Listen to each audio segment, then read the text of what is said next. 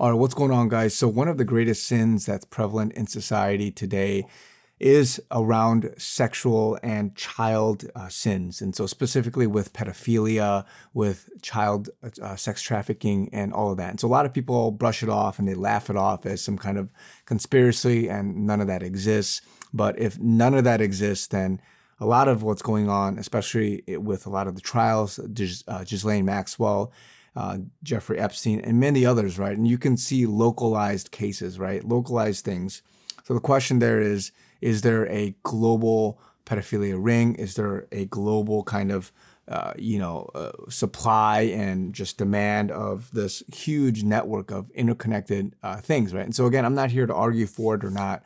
What's true and what is obvious right now is that these things exist. And to the degree that they exist heavily across society, I'm not here to argue that. But I have one warning that the Lord put on my heart, and this passage, this word came to me immediately. And so if you know, recently, the trial that's going on has been centered around, the island, Jeffrey Epstein's island, as well as just all of the minors that have testified to what Ghislane Maxwell and many other co-conspirators have done. And so on 5 out of 6 counts, she was convicted and found guilty, right? And so a lot of information is not out there because it was a closed door trial, but I suspect this is just the beginning of many more. And so if this is a conviction, if Epstein was a conviction, then of course there's many more. And so I'm not here to give you guys all the different information that is behind, closed doors, as well as what's out there. If you research, in any amount of research, you know that these things are real, it exists,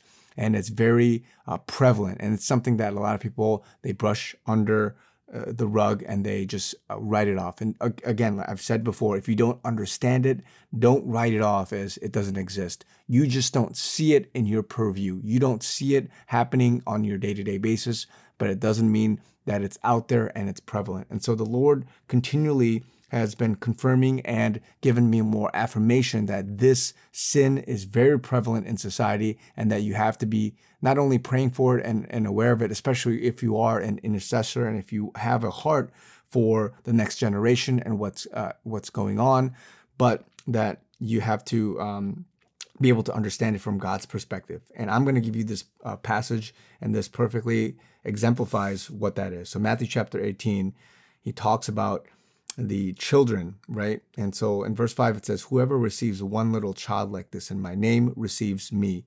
Verse 6, "Whoever causes one of these little ones who believe in me to sin, it would be better for him if a millstone were hung around his neck and he were drowned in the depths of the sea, in the depth of the sea." And so woe to the world because of the offenses. And he goes on and on, right?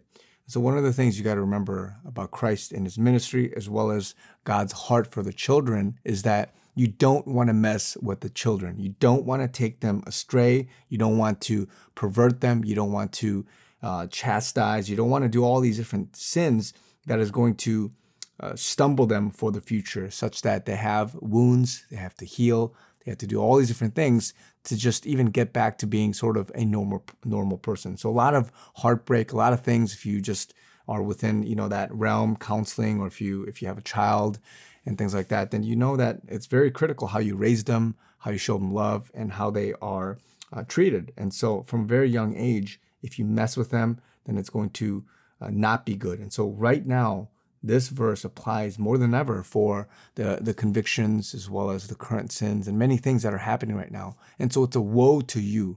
Woe to you, because if you cause these little ones to sin, then the Bible is saying for you, it is not good for you. You might as well drown yourself. You might as well be taken to the depths of the sea and not be seen the light of day. And so again, this is a hard warning. This is a hard warning for the generation that's coming up. It's a hard warning for you defiling and interrupting and hurting this generation. And so again, a lot more is to come, guys.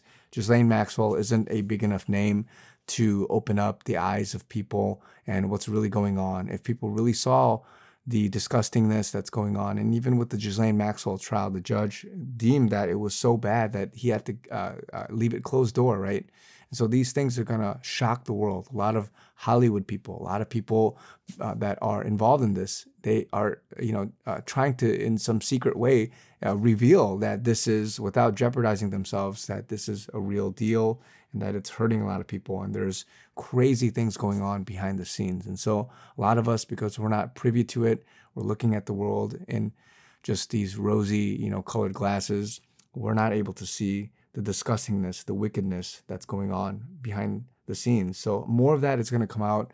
Ghislane Maxwell is not the big enough name, but more and more people will come out and more convictions will happen, because this is what justice is. This is how God reveals and takes these things and uncovers it so that people can see. And so God bless you guys. Be encouraged. Talk to you guys very soon.